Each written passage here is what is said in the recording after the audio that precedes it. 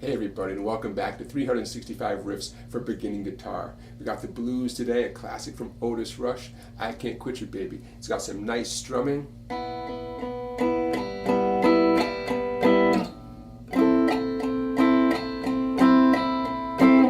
Okay, nothing fast and furious, just some nice gentle bluesy chords. And there's a chance for you to solo along using the A minor pentatonic scale.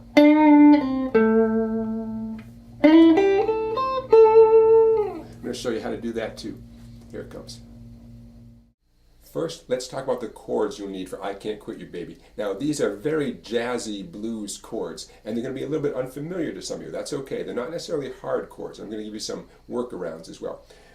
The song is in the key of A, and the main chord you need is the A9 chord. Now, index finger, 5th string, 4th fret. It all starts with getting that finger down. Index finger, 5th string, 4th fret. Middle finger, 3rd string, 4th fret. You got to get those two down first. Just plant those two fingers. Then the next two fingers will align themselves a lot better, okay? Index and middle, 4th fret, ring and pinky on the 5th fret. An A9 chord. There are going to be some brief moments when you're going to slide that A9 chord up 1 fret to make an A sharp 9 chord. But the A9 chord is the main thing. Now we have two more 9th chords, the D and the E. You can imply both of these chords with one finger. To imply a D9 chord, and there's nothing wrong with this, one finger, 3 treble strings, 5th fret. That's a D9. You're implying a D9, and the E9, one finger, 3 treble strings at the 7th fret. But let's talk about the entire chord.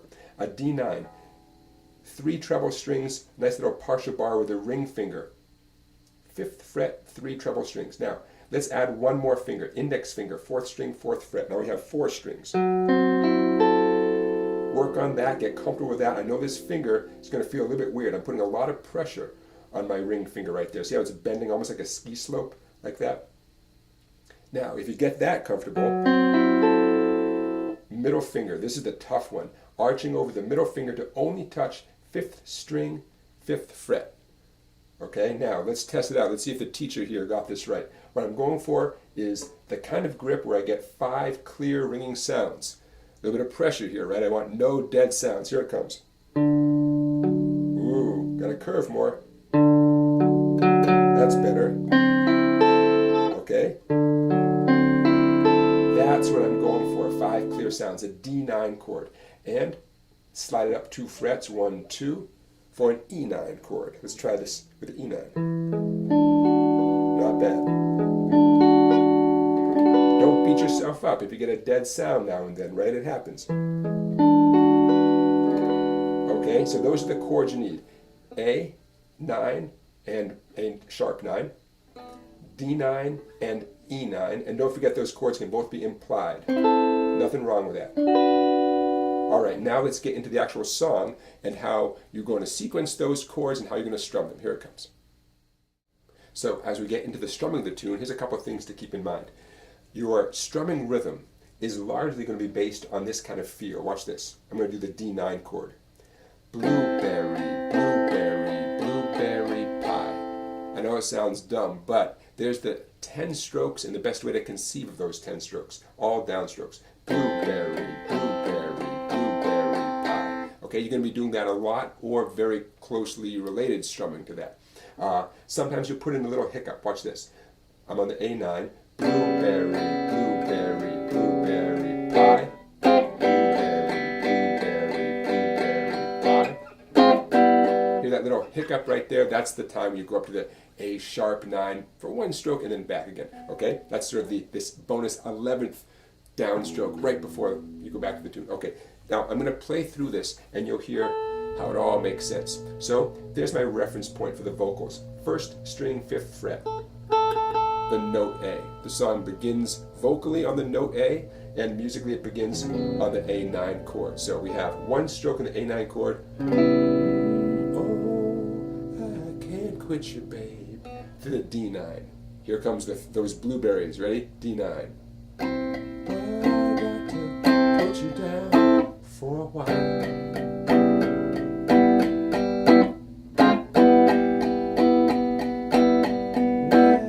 Well, you know I can't quit you,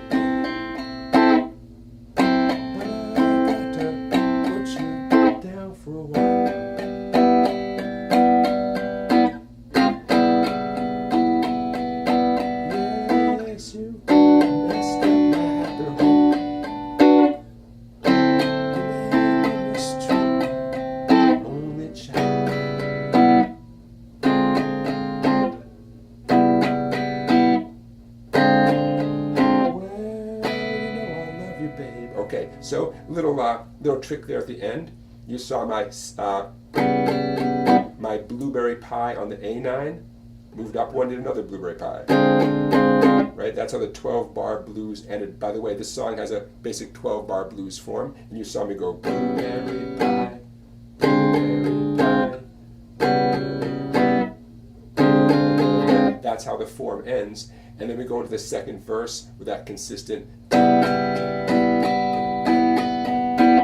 Okay, that nice consistent sound. So there you have a very, very accurate and appropriate way to strum through the tune. Happens to be kind of easy, right? Nice steady downstrokes. That little hiccup adds a really nice touch. And I'll say one more time, don't worry if that D9 is not coming easily to you. You could imply it with one finger, and you can imply that E9 with one finger at the 7th fret, okay? 5th fret and 7th fret, nothing wrong with that. Of course, just make sure you only strum those 3 strings if you're implying the chords, right? Okay, you got the idea. Now, let's imagine that you've recorded yourself playing through the tune like that, right? And you want to solo along and work on your lead guitar skills. Here come some ideas for working on your lead guitar during this tune. So here are 2 A minor pentatonic scales that sound great for soloing along with Otis Rush here. We have the A minor pentatonic bass at the 5th fret. You can see the tab on the screen there. Index at 5.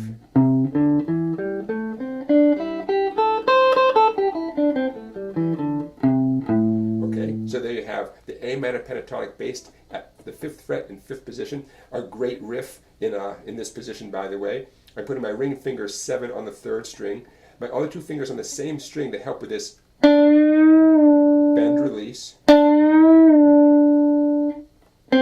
Just the index finger, 3rd string, 5th fret, and ring finger, 4th string, 7th fret.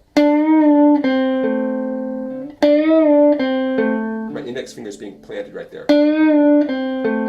Okay, just one of a zillion examples of what you can do with that position in the A minor pentatonic scale. Another A minor pentatonic scale, here it comes. Cute little box pattern right here. Okay, it all centers on the 2nd finger, middle finger 9 on the 3rd string. And then index ring, index ring. How about playing this riff?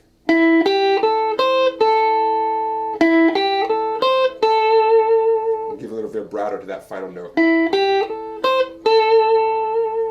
10 on the 2nd string with my ring finger, but my index and middle are behind it, helping out with a little vibrato. You could slide into that middle finger 9th fret note.